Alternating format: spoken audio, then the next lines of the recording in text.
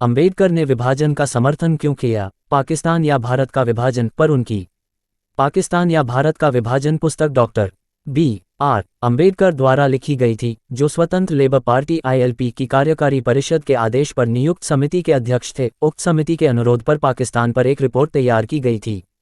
इसका उद्देश्य ये तय करना था कि मुस्लिम लीग के लाहौर प्रस्ताव में पाकिस्तान की जिस परियोजना की कल्पना की गई थी, उसके प्रति ILP को क्या रवैया अपनाना चाहिए। थेकर एंड कंपनी ने दिसंबर 1940 में पुस्तक का पहला संस्करण प्रकाशित किया। दूसरा संस्करण, जिसमें कई सहायक विवरण अपडेट किए गए थे, फरवरी 1945 में प्रकाशित हुआ और तीसरा संस्करण 1946 में आया।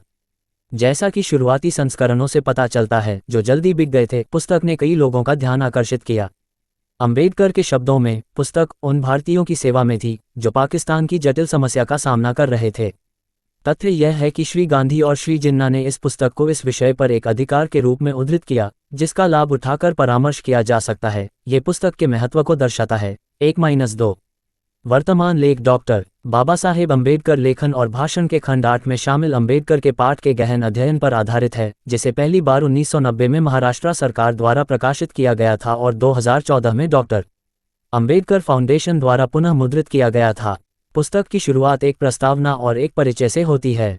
इसके बाद पुस्तक की सामान्य इकाइयां आती हैं। पाकिस्तान के लिए मुस्लिम पक्ष, पाकिस्तान के खिलाफ हिंदू पक्ष, पाकिस्तान न होने पर क्या होगा, पाकिस्तान के लिए विभिन्न विकल्पों का मूल्यांकन और उनकी व्यवहार्यता, पाकिस्तान और अस्वस्थता, क्या पाकिस्तान के निर्माण से सामाजिक और सांप्रदायिक समस्याएं हल हो जाएंगी, और आलोचकों द्वारा उठाई गई समस्याओं पर अंबेडकर के अपने विचार और विभाजन के लिए उनकी व्यवहारिक रणनीतियां। एक उपसंहार और समृद्ध जानकारीपूर्ण परिशिष्टों के साथ समापन।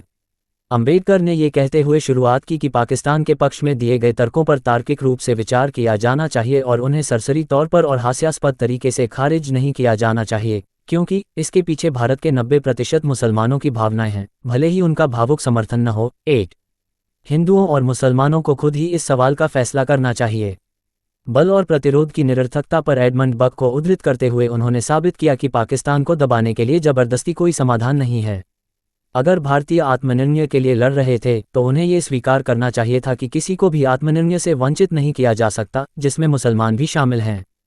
पाकिस्तान के समर्थक एक केंद्रीय सरकार की स्थापना का विरोध करते हैं और हिंदुस्तान और पाकिस्तान के लिए एक केंद्रीय सरकार चाहते हैं।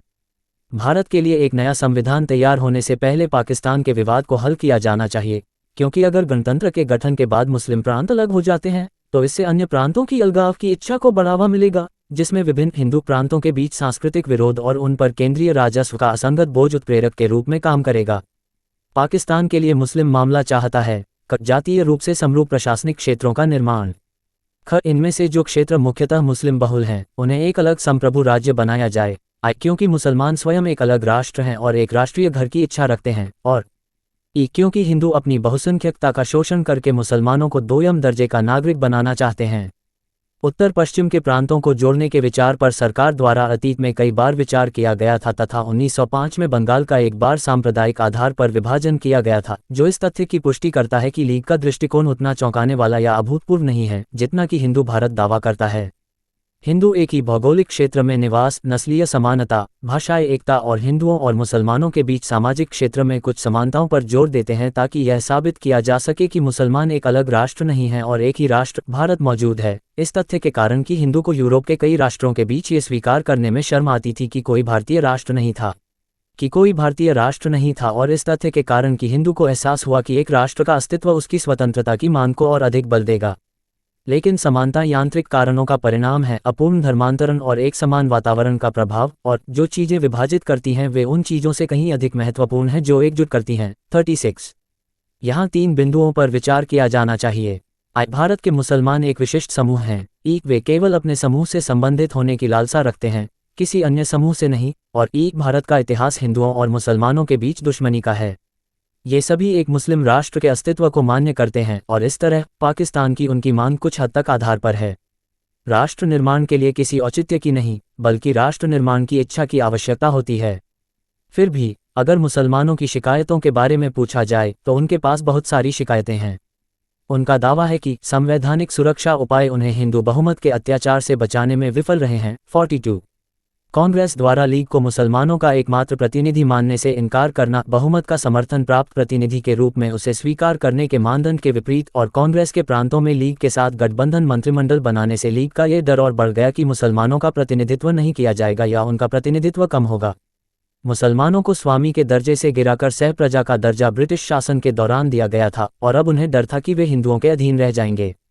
हिंदुओं को पाकिस्तान की योजना पर आपत्ति है क्योंकि उन्हें लगता है क इससे भारत की एकता टूटेगी, ख इससे भारत की सुरक्षा कमजोर होगी और ग ये सांप्रदायिक समस्या को हल करने में विफल रहता है।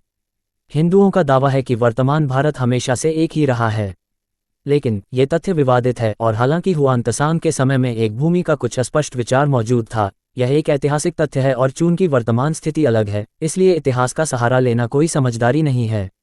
हालांकि मुस्लिम आक्रमण के बाद मुसलमानों ने भारत के अधिकांश भाग पर शासन किया, लेकिन वे हिंदू धर्म को उखाड़ फेंकने और किसी भी तरह से इस्लाम स्थापित करने पर आमादा थे, लगभग हमेशा हिंसक। अंबेडकर लिखते हैं, दोनों के बीच ये कड़वाहट इतनी गहरी है कि एक सदी का राजनीतिक जीवन न तो इसे कम करने में सफल रहा है, न ही लोगों को इसे भूलने में। 64 उत्तर भारत मुख्य रूप से उत्तर पश्चिम बहुत हद तक ट्रेन में एक वैगन या भारत का अल्सेस लोरेन रहा है, जिसे बार बार भारत के बाकी हिस्सों से जोड़ा और अलग किया गया है। 64-65 इसके अलावा भौगोलिक एकता, कोई एकता नहीं है, ये प्रकृति द्वारा इच्छित एकता है, एक ऐसा मामला जहां प्रकृति प्रस्ताव करती है और मनुष्य निपटारा करता है। 65 प्रशासनिक एकता भी कोई एकता नहीं है क्योंकि यह कुछ समय के लिए एकता है।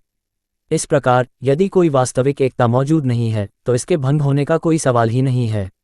पाकिस्तान के निर्माण के कारण सुरक्षा के कमज़ोर होने की आशंकाओं के बारे में 3 तर्क हैं। पहला ये कि पाकिस्तान के निर्माण से हिंदुस्तान की वैज्ञानिक सीमा खत्म हो जाएगी, लेकिन वास्तव में वैज्ञानिक सीमा नाम की कोई चीज़ नहीं है और एक भारत के पास कोई सीमा नहीं है। इसके अलावा अवरोधों के रूप में कृत्रिम किलेबंदी कहीं ज़्यादा अभेद्य है। हिंदू संसाधनों के वितरण के सवाल पर चिंतित हैं, लेकिन क्षेत्रफल, जनसंख्या या राजस्व के मामले में हिंदुस्तान के पास जितने संसाधन होंगे वे पाकिस्तान के पास जितने होंगे उससे कहीं ज़्यादा होंगे। सशस्त्र बलों का प्रश्न एक और चिंता का विषय है। भारतीय सेना अंबेडकर के समय में मुख्य रूप से पंजाबी मुसलमान हैं जो हिंदुओं द्वारा दिए गए कर से बनते हैं। वे अंग्रेजों के अधीन तो दब्बू हैं, लेकिन हिंदुओं के अधीन वे शायद ही दब्बू रहेंगे क्योंकि वे उन्हें हीन समझते हैं और पश्चिम से भारत पर किसी भी मुस्लिम आक्रमण को रोकने में वे सक्षम नहीं हैं। हिंदुओं के पास एक मुश्किल विकल्प है, एक सुरक्षित सेना या एक सुरक्षित सीमा, और पहला विकल्प अधिक महत्वपूर्ण है। विवेकपूर्ण तरीके से सोचते हुए हिंदुओं को पाकिस्तान की मांग को स्वीकार करना चाहिए और स्वतंत्र होने पर भारत के अन्य हिस्सों से अपनी सेना का गठन करना चाहिए जहां किसी भी तरह से कमतर सैनिक नहीं हैं। आज अंग्रेज पंजाबियों को सेना में भर्ती करते हैं, ये हिंदुस्तान की अन्य जातियों की सैन्यहीनता का प्रमाण नहीं है, इस तथ्य को ध्यान में रखते हुए कि अंग्रेज पहले भी बड़ी संख्या में पंजाबियों को भर्ती करते थे। अब सवाल यह है कि क्या पाकिस्तान सांप्रदायिक समस्या का समाधान कर सकता है। मुस्लिम लीग की अलग निर्वाचन क्षेत्र, आनुपातिक प्रतिनिधित्व और मुस्लिम बहुल प्रांतों में सीटों के वैधानिक बहुमत से संबंधित सभी मांगों को हिंदुओं द्वारा विरोध के बावजूद स्वीकार कर लिया गया। हिंदुओं को मुख्य रूप से हिंदू प्रांतों में वास्तविक वैधानिक बहुमत दिया जाना, मुसलमानों को वैधानिक बहुमत देने और इस तरह मुख्य रूप से मुस्लिम प्रांतों में स्थायी मुस्लिम शासन लागू करने का कोई औचित्य नहीं है, क्योंकि हिंदू वैधानिक बहुमत की इस अवधारणा के बिल्कुल खिलाफ थे। मुसलमानों को पता था कि विभाजित हिंदू बहुमत के तहत उन्हें डरने की कोई बात नहीं है, जबकि एकजुट मुस्लिम बहुमत के तहत हिंदुओं को बहुत डर था। इस प्रकार मुस्लिम बहुमत वाले प्रांतों में हिंदू अल्पसंख्यकों पर मुस्लिम शासन पहले ही थोपा जा चुका है। इसके अलावा अंबेडकर के अनुसार मुस्लिम प्रांतों को जानबूझकर लीग द्वारा समर्थित किया गया था, क्योंकि उन्हें शायद लगा कि इससे मुसलमानों के हाथों में अपने प्रांत में हिंदू अल्पसंख्यकों पर अत्याचार करने का विकल्प मिल जाएगा अगर हिंदू प्रांतों में मुस्लिम अल्पसंख्यकों पर अत्याचार किया जाता है। यदि पाकिस्तान बन भी जाए तो भी यह समस्या हल नहीं होगी, बल्कि साझा केंद्रीय सरकार के अभाव में और बढ़ेगी। ये समस्या तभी हल हो सकती है जब पाकिस्तान को एक समरूप राज्य बनाया जाए जिसमें किसी भी अल्पसंख्यक हिंदू आबादी न हो। ये सीमाओं को बदलकर और जनसंख्या की अदला बदली करके किया जा सकता है। हालांकि भारत को समरूप नहीं बनाया जा सकता है, लेकिन मुसलमानों की संख्या कम होने से हिंदुओं को निश्चित रूप से अधिक लाभप्रद स्थिति में रखा जा सकता है जितना वे अभी हैं। सवाल यह है कि क्या पंजाब और बंगाल के 2 समुदाय सीमाओं को फिर से निर्धारित करने के लिए सहमत होंगे। मुसलमानों को ऐसा करना चाहिए अगर वे अधिक समरूप राज्य चाहते हैं। अगर वे ऐसा नहीं करते हैं तो इसका मतलब होगा कि वे अधिक से अधिक हिंदुओं पर अत्याचार करना चाहते हैं।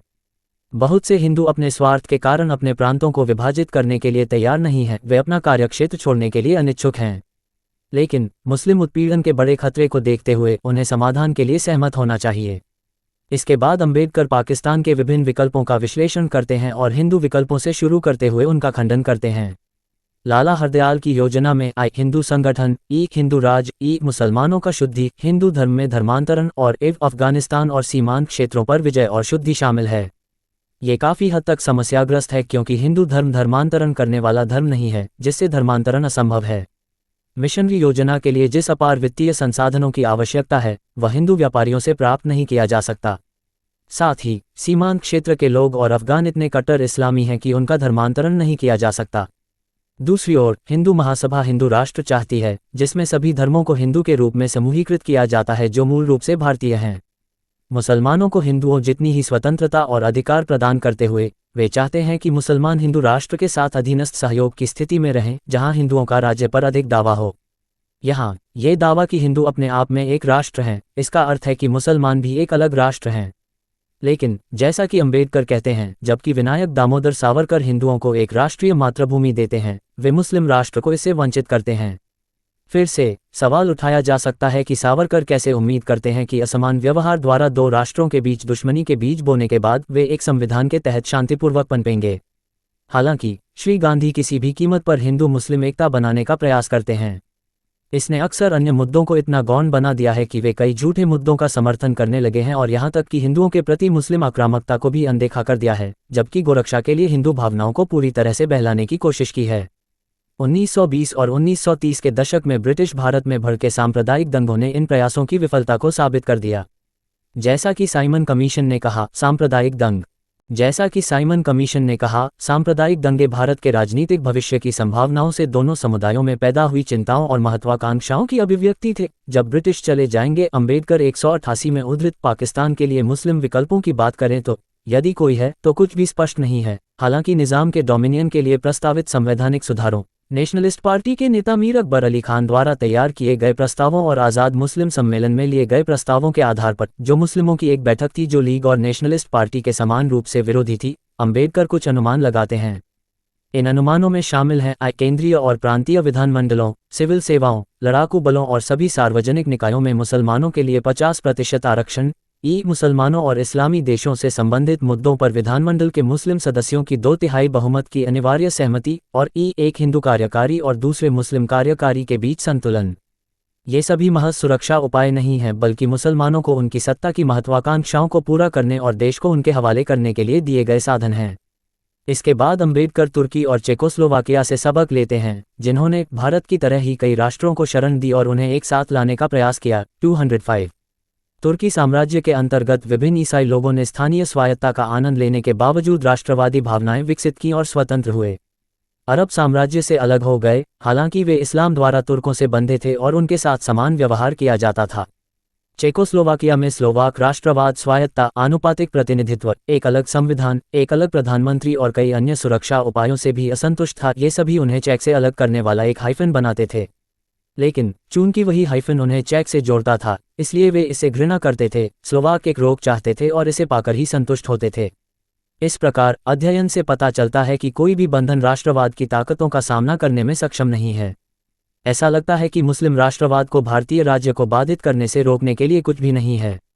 ज़ार निकोलस आई ने तुर्की के भूभाग के नुकसान को एक मरते हुए आदमी की ऐंठन के रूप में माना, लेकिन अर्नोल्ड टॉयनबी इसे एक असामान्य उभार को हटाने और एक नई त्वचा प्राप्त करने के रूप में देखते हैं। 219-220 इसलिए अंबेडकर की राय है, मुस्लिम क्षेत्र हिंदुस्तान पर एक असामान्य उभार हैं और हिंदुस्तान उन पर एक असामान्य उभार है।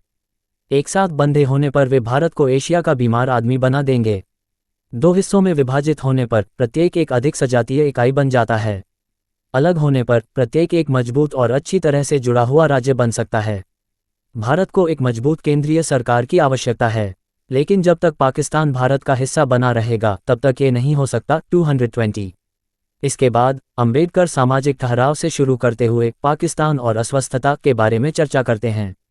हिंदू और मुस्लिम दोनों में सामाजिक बुराइयां मौजूद हैं, महिलाओं की अधीनता, जाति व्यवस्था और अस्पृश्यता आदि। हिंदू और मुस्लिमों ने एक दूसरे से लड़ने के अपने बड़े लक्ष्य के लिए इन बुराइयों को दूर करने के उद्देश्य को स्थगित कर दिया है।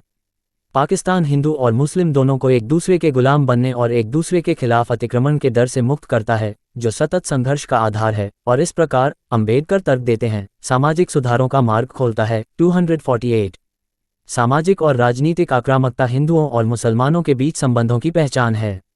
उनकी राजनीतिक मांगों की लगातार बढ़ती सूची, जिनमें से अधिकांश को अंग्रेजों ने स्वीकार कर लिया है, मुसलमानों की राजनीतिक आक्रामकता की अभिव्यक्ति है। मुसलमानों के प्रति हिंदू महासभा का प्रतिकूल रवैया निश्चित रूप से प्रगति को अवरुद्ध करेगा, जबकि मुसलमानों और उनकी मांगों के प्रति सहिष्णुता और तुष्टीकरण की कांग्रेस की नीति भी समस्याग्रस्त है। अंबेडकर लिखते हैं, कांग्रेस ये समझने में विफल रही है कि तुष्टीकरण और समझौते के बीच एक अंतर है, और यह अंतर एक आवश्यक अंतर है। तुष्टीकरण का अर्थ है उन निर्दोष लोगों के खिलाफ हत्या, बलात्कार, आगजनी और लूटपाट के कृत्यों में हमलावर को शामिल करके उसे खरीदना जो उस समय उसके आक्रोश का शिकार होते हैं। दूसरी ओर समझौते का अर्थ है ऐसी सीमाएं। समझौते का अर्थ है ऐसी सीमाएं निर्धारित करना जिनका कोई भी पक्ष उल्लंघन नहीं कर सकता। 270 अंबेडकर के लिए सांप्रदायिक आक्रामकता की बीमारी का इलाज समझौता है। अगर पाकिस्तान एक समझौता है तो यह विचार करने लायक प्रस्ताव है। 270 भारत के राजनीतिक विकास के लक्ष्य के बारे में सभी प्रमुख दल इस बात पर सहमत हैं कि यह स्वतंत्रता है, लेकिन अपनी स्वतंत्रता को बनाए रखने के दायित्व पर ऐसा नहीं लगता कि समान एकमतता है। 272 इस्लाम का एक सिद्धांत मुस्लिमों द्वारा इस्लामी कानून का पालन करने और दोनों के बीच संघर्ष होने पर देश के कानून का उल्लंघन करने को उचित ठहराता है। मुस्लिम कैनन कानून दुनिया को दारुल इस्लाम, इस्लाम का निवास, और दारुल हर्ब, युद्ध का निवास में विभाजित करता है। जो मुसलमान खुद को दारुल हर्ब, गैर मुसलमानों द्वारा शासित भूमि में पाते हैं, वे हिजरत, इस्लामी क्षेत्रों में प्रवास या जिहाद, धर्मयुद्ध के माध्यम से उससे बच सकते हैं। इस्लाम सामाजिक और धार्मिक समानताओं, यहाँ तक कि क्षेत्रीय बाह्यता से लेकर क्षेत्रीय समानताओं को भी मान्यता देता है। इस प्रकार इस्लाम के सिद्धांत एक लोकतांत्रिक राष्ट्र में मुसलमानों और गैर मुसलमानों के सह अस्तित्व के साथ असंगत हैं, जहाँ वे समान स्तर पर हैं, खासकर तब जब मुसलमान गैर मुसलमानों को अपने से कमतर समझते हैं। दूसरी ओर, जबकि हिंदू सांप्रदायिक एकता हासिल करने में विफलता के लिए ब्रिटिश की फूट डालो और राज करो की नीति को दोषी ठहराते हैं, ये दावा इस तथ्य को नज़रअंदाज करता है कि नीति तब तक सफल नहीं हो सकती जब तक कि विभाजन को संभव बनाने वाले तत्व मौजूद न हों। हिंदू मुस्लिम असमानता के पीछे ऐतिहासिक, धार्मिक, सांस्कृतिक और सामाजिक विरोध है, इसलिए यह असंगत है। मुस्लिम राज के डर से हिंदू वास्तव में डोमिनियन का दर्जा चाहते थे, अगर यह अन्य राजनीतिक मजबूरियों के लिए नहीं होता। यदि भारत को हिंदुस्तान और पाकिस्तान में विभाजित किया जाता है तो हिंदू और मुसलमान अपने लिए सबसे अच्छा विकल्प चुन सकेंगे। पुस्तक के भाग वी में, जिसे दूसरे संस्करण में जोड़ा गया था, अंबेडकर ने अपने आलोचकों द्वारा उठाए गए प्रश्नों का उत्तर दिया है। पाकिस्तान बनाने के प्रस्ताव को निम्नलिखित आधारों पर खारिज किया जा सकता था, किया गया था। सबसे पहले, ये स्वीकार करना कठिन है कि पाकिस्तान होना चाहिए क्योंकि कुछ मुसलमान चाहते हैं कि यह हो और कुछ भागों में मुसलमानों की बड़ी संख्या केंद्रित है, जबकि भारत अनादिकाल से एक है। दूसरे, ये स्वीकार करना भी कठिन है कि पाकिस्तान होना चाहिए क्योंकि वहाँ सांप्रदायिक दुश्मनी है, क्योंकि कनाडा, दक्षिण अफ्रीका और स्विट्जरलैंड में ऐसे दुश्मनी है और विभाजन की आवश्यकता नहीं है। तीसरे, मुसलमान पाकिस्तान चाहते हैं क्योंकि उन्हें लगता है कि वे एक राष्ट्र हैं, लेकिन कुछ साल पहले तक वे केवल एक समुदाय थे। यदि मतभेदों के बजाय समानताओं पर जोर दिया जाता तो शायद राष्ट्र की आवश्यकता नहीं होती और भारत नियत समय में एक राष्ट्र बन सकता है। कनाडा, दक्षिण अफ्रीका और स्विट्जरलैंड में भी कई राष्ट्र एक ही संविधान के तहत रहते हैं। चौथा, ये कहना कि विभाजन मुसलमानों को हिंदू राज से मुक्त करता है, पूरी तरह से गलत है। एक बार पाकिस्तान बन जाने के बाद अगर हिंदू राज लागू होता है तो ये हिंदुस्तान में रहने वाले मुसलमानों को इससे नहीं बचा सकता। पाकिस्तान जिस क्षेत्र में बनेगा वहाँ हमेशा मुस्लिम बहुसंख्यक रहे हैं और हिंदू राज का कोई खतरा नहीं है। इसके अलावा सिर्फ इसलिए कि एक समुदाय बहुसंख्यक है और दूसरा अल्पसंख्यक है, बहुसंख्यकों का अत्याचार जरूरी नहीं है। कनाडा, दक्षिण अफ्रीका और स्विट्जरलैंड ने इसे साबित कर दिया है, यहाँ तक कि वे सीटों के किसी सांप्रदायिक आरक्षण के बिना भी ऐसा करते हैं। यह इसलिए संभव है क्योंकि उनके यहाँ सांप्रदायिक पार्टियों पर प्रतिबंध है। लेकिन अंबेडकर के अनुसार समस्या यह है कि बहुत संभव है कि मुसलमान इस तर्क को न सुने। फिर भारत को पाकिस्तान की मांग को न मानने से होने वाले जोखिमों पर विचार करना चाहिए। चूंकि सेना में मुख्य रूप से मुस्लिम हैं, इसलिए पाकिस्तान के लिए किसी आक्रमण को रोकने के लिए उन पर निर्भर रहना लगभग असंभव होगा। फिर अगर स्वतंत्रता के बाद एक उथल पुथल भरा समय आता है जब प्रत्येक समुदाय दूसरे के खिलाफ साजिश रच रहा होगा जो किसी तरह के गृहयुद्ध के बराबर होगा, तो स्वतंत्रता अवांछनीय हो जाती है। अंबेडकर के लिए पूरे को बचाने के व्यर्थ प्रयास में उस हिस्से को खोना मूर्खता होगी जिसे कोई बनाए रख सकता है। 368 लेकिन विभाजन को हकीकत बनाने के लिए भारत और पाकिस्तान के बीच की सीमाओं को स्पष्ट किया जाना चाहिए। सूचना सिर्फ मान्यताओं और जानकारियों पर आधारित है। यहाँ ये बताना जरूरी है कि यह मेरा वीडियो किसी भी तरह की मान्यता, जानकारी की पुष्टि नहीं करता है। किसी भी जानकारी या मान्यता को अमल में लाने से पहले संबंधित विशेषज्ञ से सलाह लें। धन्यवाद।